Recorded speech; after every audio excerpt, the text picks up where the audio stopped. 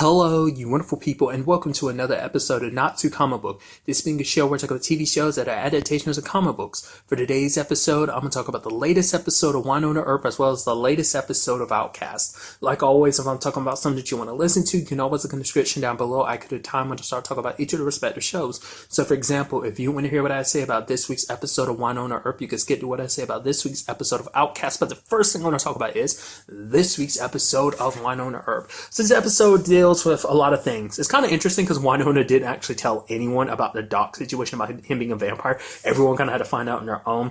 Jeremy had to find out after Doc bit Robin, and then the other, Waverly and Nicole found out because it's like Jeremy let it slip about everything. So it's just kind of interesting. I guess because it's like she knew things were bad between her and Doc, but I guess she didn't want to dash everyone else's.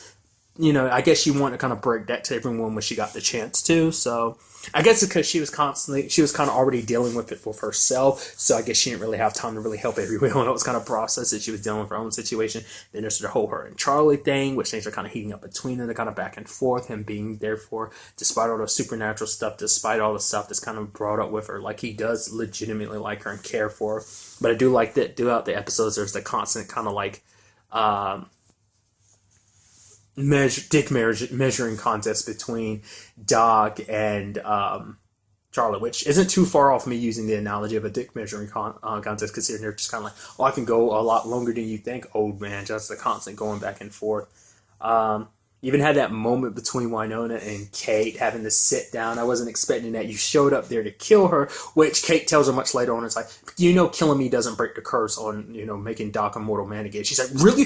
After everything we went through this episode, why didn't you just tell me that from the beginning? It's like, because I think on some level she just likes messing with you a little bit. She kind of gets her kicks out of it because she just, a little bit of, she likes you, and the other side of it, she kind of doesn't like you. But I love the whole sit down. At first, it's just like when it's like she finally takes Peacemaker from Wynonna and points both guns at her, and Wynonna pulls out a knife, and Kate puts down the other gun, and then pulls out a bigger knife, and it's just like, and Wynonna's like, oh, that's a bigger, small sword you got there. So, and it is at the constantly circling around. So, oh, are you getting tired? It's like, no, not at all. So we're going to keep circling around like this forever and ever. It's just kind of like the fact that they had that little powwow sit down and stuff like that. I love it. But basically, we learned a little bit more about Kate. The fact is where her family's originally from, kind of being in Europe and stuff like that. And the fact is she wasn't always a vampire, even though she lied into a Doc that she was. It turns out her immortality kind of has a story of its own. Like how her and Doc originally met. Like she was reading people's fortunes. It turns out one of the said people whose fortune she was reading was Bullshar's. But nevertheless, that was around the time Doc was getting sick and when things started happening between them.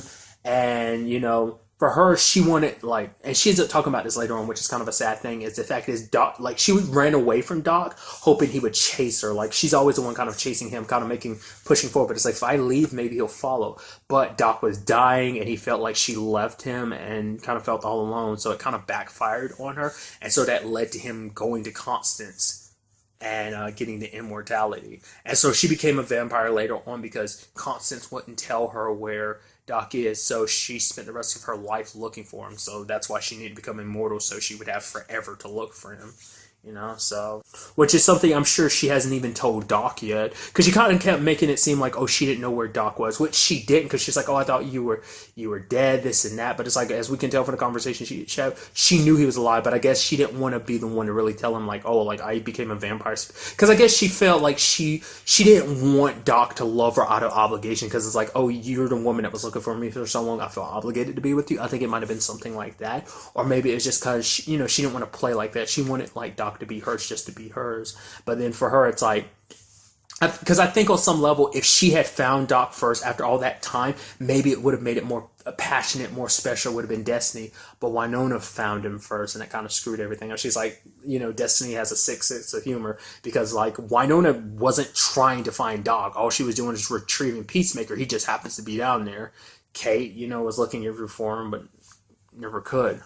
Which is interesting because it's all circled back, considering the fact is that Clooney raises Constance. It's kind of crazy, all the stuff that happened to her, especially last season, even though she was dead. I'd almost forgotten about it because I was like, why didn't Wynonna ever put it down? I was like, right, because Doc and her lives were connected. Like, if she died, so would Doc. But, that immortality connecting them no longer existed anymore. So Wasn't it that broke it, or was it something else that broke the spell between them? I think it probably had to be that. It is kind of interesting. I thought it was kind of an interesting thing they did this episode, because one side of it, they're kind of making you feel a little bad for Constance because she's kind of forced to kind of be like Bullshar's kind of puppeteer, like puppet. But then at the same time, it cuts back to the past where you see her kind of being an asshole, because it's like right after she did the whole thing with Doc, and she's kind of like messing with Kate and stuff like that. So it's kind of interesting how they did that, because they make you feel a little sympathetic for her, especially because Wynonna puts her down. But then it's kind of like, oh no, like here's the other side of her who was an asshole back then. I don't think we've forgotten about that, you know? I just thought that was kind of interestingly done.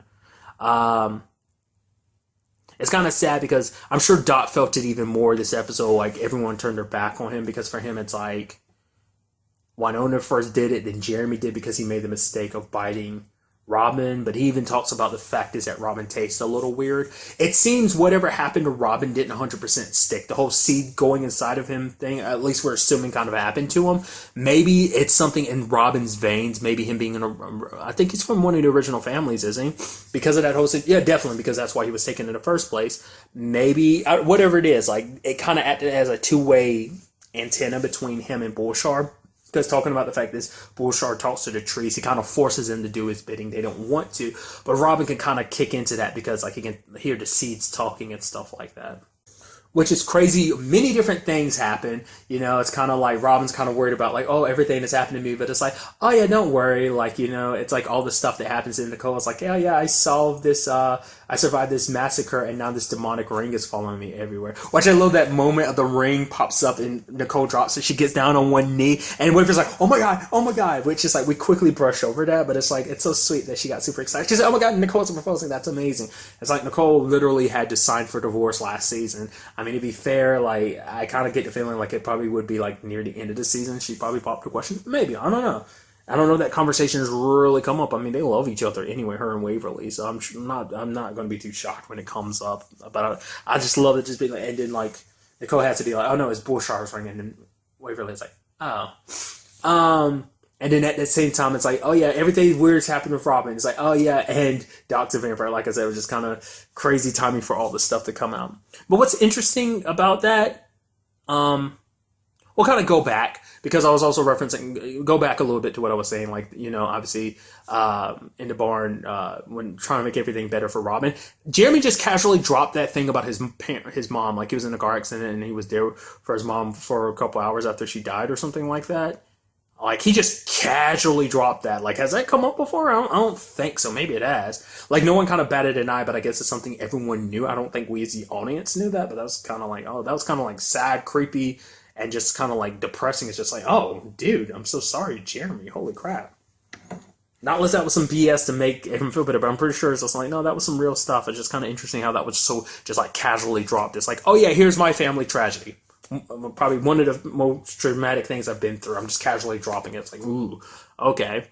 But kind of getting back to what I was about to say, it's interesting because it seems like the ring has some connection to Waverly. Because I find it fascinating because it acts weird around different people. Like Doc didn't have a problem with the ring until he became a vampire.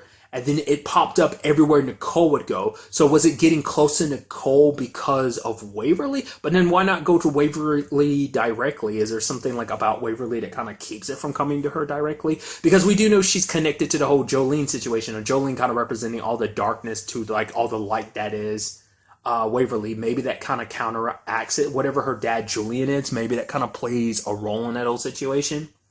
Because it started burning Nicole after a while, which is interesting because it never really did that before for her. But I guess because it was in Waverly's presence or whatever she is kind of maybe it bubbled more to the surface. But whatever the case may be is she put on the ring and she supercharged punched Constance, which we also see that Doc did that early in the episode too, which even he was shocked about, I guess, because it was the first time he found out about the superhuman strength side of being a vampire. But then there's a whole thing with Waverly. It's like, well, what's that all about? Because it also turns out that there's a message written on the ring, but it's like that message only popped up after Waverly put it up there. So what is her connection to the ring? Why did it constantly pop up to Nicole? Like, is it because Nicole? Because, like, I feel like out of anyone, why her? Like, obviously she has a connection to Bullshar, but maybe it's because Waverly has a deeper connection too. Maybe it went to Nicole because it knew that Nicole would lead it, to her. But it's like anyone could have. Like, it could have gone to Wynonna, but I guess maybe being an Earp prevents it from really coming. I don't know. It just always has a way of coming back to Nicole in some shape or form. So, in the end, it turns out, well, for one, we finally find out Clooney, Bullshar's future. That was kind of an interesting thing. I thought it was kind of pretty genius of Wynonna kind of putting it that way. It's like, Clooney, Bullshar's fate is tied with the Earps because of the curse he made, so they're kind of bound together. Find out what Wynonna's future is, you find out what Clooney's is, that he's kind of what this has all been about, trying to figure out what his future is.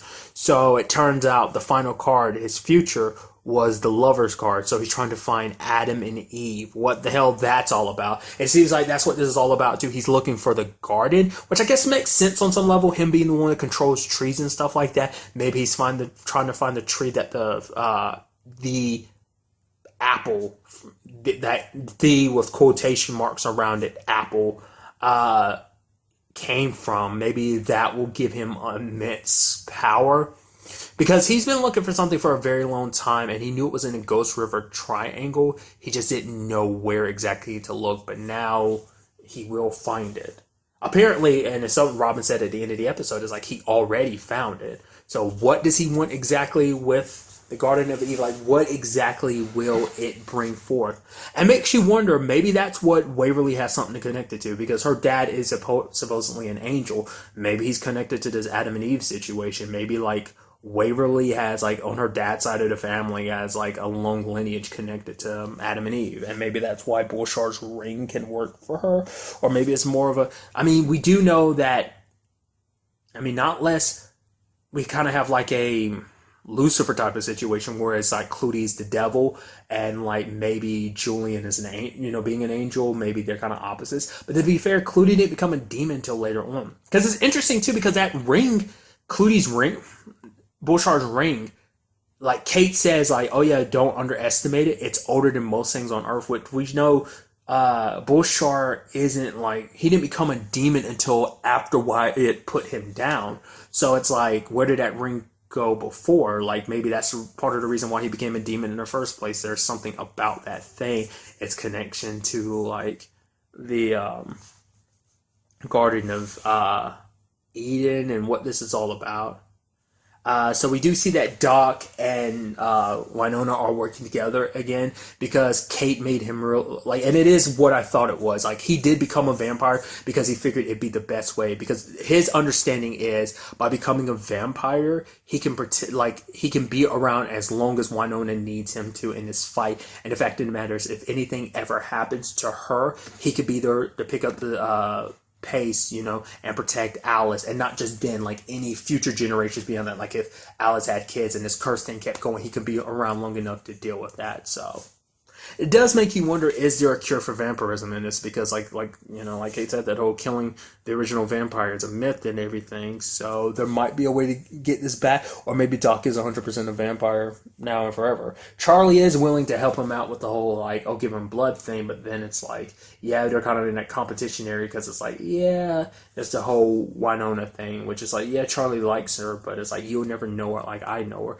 because they run deeper, plus, on many different levels, just because of the whole back and forth, like the whole, his connection to the Earp family, but also they have a kid. That's a connection that Charlie can't have with Wynonna.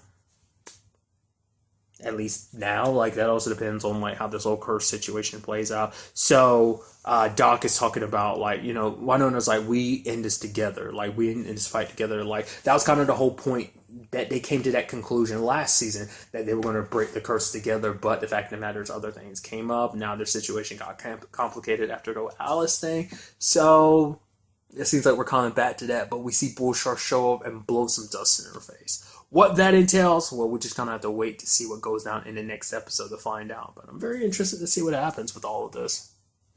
can see any more continuation of this whole thing with Robin. Kind of interesting because Jeremy tried so hard to keep him out of the supernatural stuff, but it's like, yeah, if you're in purgatory, there ain't no getting around that. Like, you're going to get mixed up in it some shape or form. To be fair, we do know that a lot of people in town have no idea about the supernatural side of things. Doesn't mean it isn't affecting their lives on a daily basis, but they just kind of unaware and ignorant about it. But to be fair, like, it's just kind of interesting because now Robin's kind of neck deep in this, now Charlie too, more outside people. But it kind of works out because it's like, yeah, they kind of have to fill their ranks back in after, losing dolls and all, so. Plus there's the whole situation with Michelle, like she's doing the whole tracking down Julian thing. Which I still hold in regard as being like super effed up and selfish. The fact that you would do something like that's kind of a D-bad move, but hey, that's just me. I guess maybe in the long run, her finding her love might be a piece to this whole situation. Finding Julian after this might be a piece to it. But like I said, another aspect to it, we'll kind of have to wait and see. And now moving on to this week's episode of Outcast. Quite a few things went down this episode. Let's break down. So first of all, you have Kyle rushing to get him, Allison, and Amber out of town. I think it's kind of an interesting element to this episode that the fact is Allison still isn't quite 100% sure. Because I'm guessing even what she saw last episode isn't, because she didn't see what Megan saw. Megan saw the full on, they're coming, like the thing inside of Giles coming out. But, Allison saw a much smaller degree of that when they were holding down Park, but maybe she was so preoccupied with the Kyle thing. So for her, she's like, yeah, it's some conspiracy, some weird thing behind people wanting. Because when a conversation comes up about demons and stuff like that, Allison doesn't quite know, but she's not doubting Kyle because she knows there is something weird going on. Everything that went down last episode, them faking his death, trying to keep him captured and everything. So she's following his lead because she trusts him, because before she probably felt like she didn't trust him.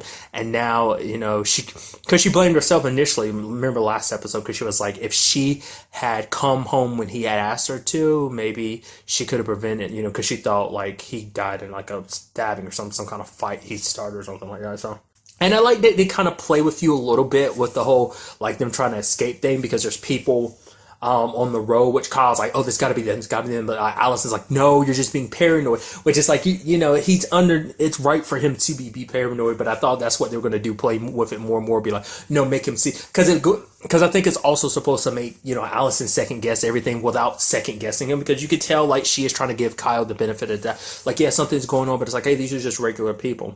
She also brings up the conversation of like, oh yeah, why didn't you tell me anything about in this before? It's like, when did you first find out about this? Well, with my mom, I knew a little back then, but obviously I know more now. Even the more I know now, is still not much in the grand scheme of things. But if he had told her the truth about what had happened to her, Allison wouldn't have believed him back then if he had actually told her the truth. She probably would have thought he was crazy too, And then all of a sudden, it turns into like, oh, it isn't just Kyle being paranoid. The construction zone popping out of nowhere, the people blocking the mall. They try to go off-road. Didn't go well because a shit ton of them came out the woods like that. That was crazy. Because that just that cements it in Kyle's mind, because he even said that like the town was after him. He's like, half the people in town are probably infected. And it's just like, it just shows you how massive a scale this is spread, that many people just coming out the woods, like children from the corn or children of the corn, those horror movies? Either or, like the fact of the matter is you're neck deep in all that world and all those people infected, like it makes it impossible. It looks like like how do you win a fight against something this widespread, something that you can't see, that it takes special circumstances like him touching people for them to find out like, oh yeah, this person's infected.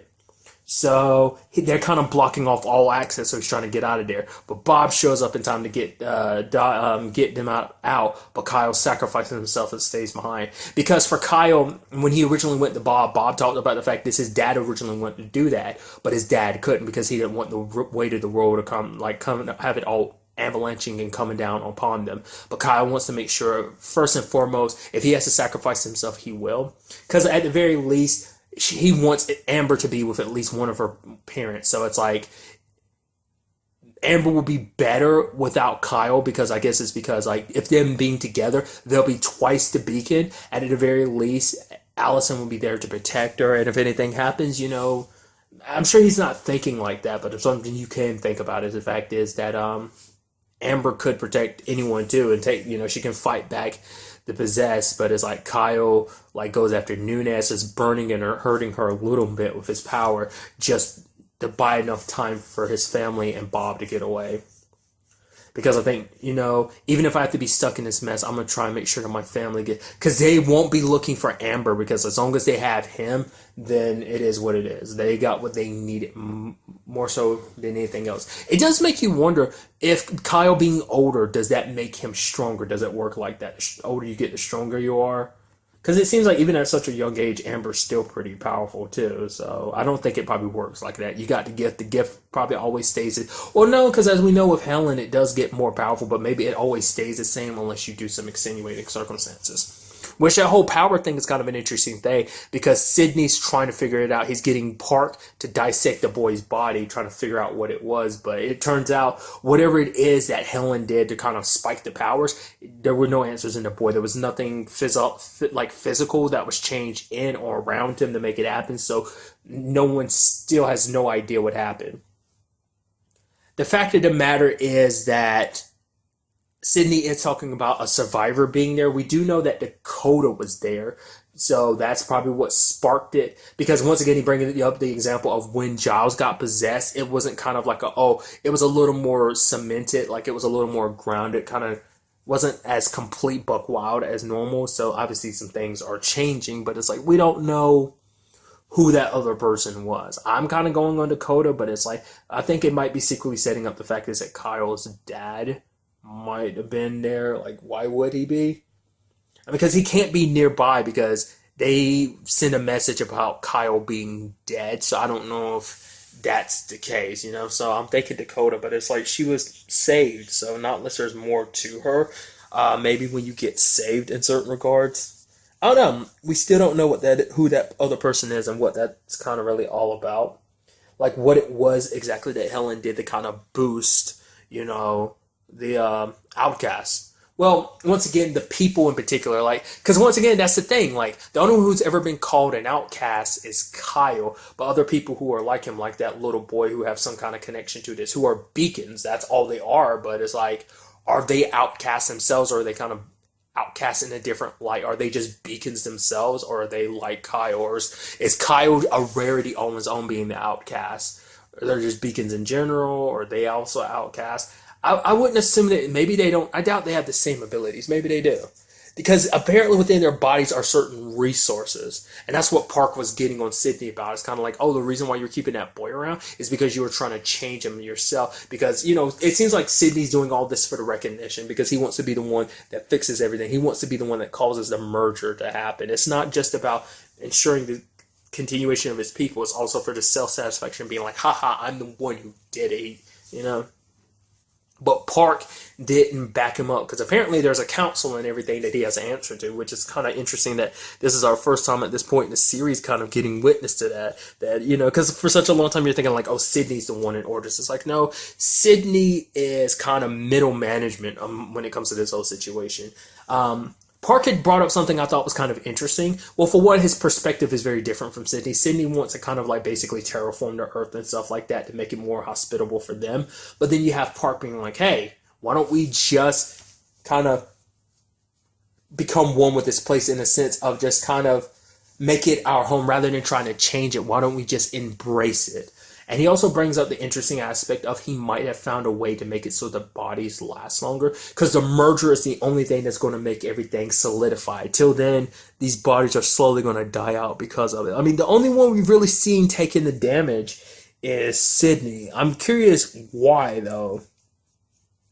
Is it because he's been here longer? Well, then what about Kat? We didn't see her kind of happening. I mean, once again, like in between Sydney popping up, him getting possessed and him popping up at the beginning of the series, back in season 1, we don't know how long that was. So maybe it is kind of like a time thing. So maybe everyone else hasn't been possessed nearly as long. So it hasn't really kicked in for them all yet. But, Sydney kind of called Park out for his thoughts of like, we can find another way, but then maybe he's thinking in the long run that is, is BS, but I'm wondering, is there more to that? Does Park actually have an idea? Like, it seems like he's at odds with Sydney, because it's like, yeah, Sydney, you're going to do your own thing. It's just kind of like your fuddy-duddy and how you want to approach this situation. But me, that young kid in particular, the one who was like, oh yeah, I'm young, I have less patience, kind of seemed like you're more in charge, because once he started talking, Sydney kind of shut up. That's the problem with this whole thing about people taking old bodies and newer bodies. It's like you don't know where the hierarchy really stands, So, I mean, most of those people are older people, but then, like, one of the people on the council is a teenager, in a particular teenager's body, so it's just kind of interesting. Then there's the whole situation with Megan. She brought up some interesting things too, because she used to actually hate Anderson. Like, I guess this kind of ties into why she didn't like Anderson much in season 1, is because she believed that he's the one that filled Kyle's head with all the demon crap and stuff. Because it's because of you. He was afraid to go to the bathroom in the dark, because I thought that's where the demons were. And Anderson's like, in the bathroom? It's like, no, idiot, in the dark. Because of all the stuff you said back when he was younger, and her parents being religious like they were, they ate it up. So that made her kind of hate him, because it's almost like you're taking advantage of the terrible shit that Kyle went through. But, Anderson kind of admits, like, he kind of led a lot of people astray. Because that's the thing about this. They don't know if these things really are demons, but what is a demon by any other name, What really is a demon is the point, So whatever these things are, they change people. And because she brought it up in a conversation of, like, you'll never understand what I went through. How do you know that there's still not a piece of that thing left inside of me? I mean, I'm sure they're not really going to bring this conversation up, but I thought when he was saying stuff like that, I thought he was going to hint to the example of Sarah and Charlotte, the girls who are kind of stuck because a piece of them got ripped out. I thought that might be the path he's going, but it's like, yeah, the last thing you probably want is for Megan to think about the past. The possibility is that could have been her. But to be fair, it's like it was still early stages and all, but still, you get what I mean. But it's like, no, he took her to the lighthouse, get introduced to Dakota as well as the others, people who can understand what she's been through. And her and Dakota actually talk about some of the stuff that they did. Because, for Megan, she's not quite ready to talk about what happened to her, because it's like, hey, look at me, I'm Megan, I was possessed. It turns out, because obviously it works a little differently for everybody, but Dakota actually didn't remember anything of her experience. She didn't actually find out until, like, she looked at a police report. Basically, she bit off a dude Justin's face, tried to basically tear it off with her teeth, which is pretty brutal. We still don't yet know, like, who their Messiah is. Like I said, my thought process has been that it's Kyle's dad, but why so secretive? Maybe that he's been waiting for the moment, like, because maybe he felt like the longer he was away, the less likely it would happen. I mean, because even with everything happening as it is, his life kind of being sucky as it is, things didn't happen that often around Kyle. I mean, maybe they did, and he just never knew it because he was so trying to put it all behind him. But his mom, and then many years later, it happened to Allison. Obviously, now it's gotten a lot more frequent, so... The moment Sydney had his accident and that lady picked him up, I was like, isn't that lady from... I was like, oh, maybe I'm paranoid. It's like, no, it turns out that lady was, in fact, from the lighthouse. Because Anderson follows Dakota, and then she's kind of lying about the place. It's like, well, why would you lie about it? Because obviously you have Sydney captured, but why would you lie about it? I guess it's connected to Bob and stuff, because I guess they kind of handle things kind of like Bob does, where it's kind of like, yeah, these people are things that are possessed. I mean, especially considering who Sydney is. He's kind of the top dog. He's got all the information about how things are kind of run and the operations. So it's probably up to him to be the one to kind of like have some information that they could use. So maybe that's it, or maybe just in general it's kind of like, I don't know, it seemed like they specifically targeted Sydney, so it's probably something they've been keeping their eye on him, to just waited for the opportunity to strike. But like I said, we do know that, that was kind of the thing before, to kill those who were possessed, in particular like Helen, just for the sake of like, hey, we got rid of them. I guess it's kind of like how they handle things when they're Messiah, or anyone with abilities like Kyle isn't around, to just remove it, or, depending on the circumstances of it's too late to remove it, because the body and soul kind of fused together, so... But that's why I was kind of like, why lie about it at first? Maybe they figured Anderson wouldn't want to be behind this or with this, which Anderson's super with this, considering all that Sidney's done, all the damage he's caused, turning his life upside down, which ultimately turned out to be for nothing. Because then all the time he invested in Aaron screwed him over in many different ways. There's the whole situation with his Patricia killing her, then like him killing the boy because it was kind of like a misunderstanding on his part, and it's like that was all his fault too. So it's like all of that was kind of for nothing, and now like Anderson's in a position to kind of give it back to him tenfold, but we'll see what he ends up doing. Another side of this episode involves Giles getting arrested. That was interesting. And the officer who's arresting him, turns out he's actually a pretty legit dude, because he's bringing Giles sandwiches and stuff in jail, sitting down with him. It's like, which one do you want? Nunez comes up, what the hell you doing? So because showing us that not everyone in the sheriff's department is under control. Like Nunez is kind of obviously one of them, because Boyd / Sidney were trying to put her in position anyway. So it's like, yeah. Because they're trying to say he's the one that had something to do with Evelyn. Even threatening and saying like, oh yeah, Rose, when you finally get out of here, Rose won't even be the same person anymore. You're fighting this so hard, but the fact of the matter is you can't change what's coming.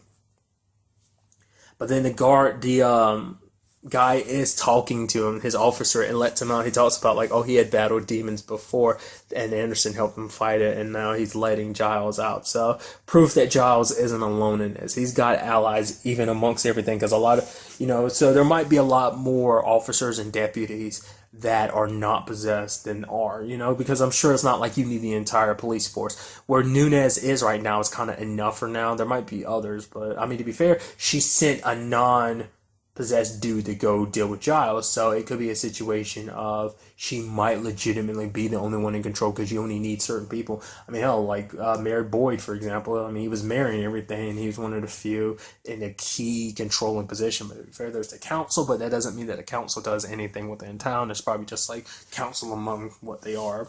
And then finally, there's the whole Rose situation, which she's kind of continuing her crusade, and she goes after Kat this time.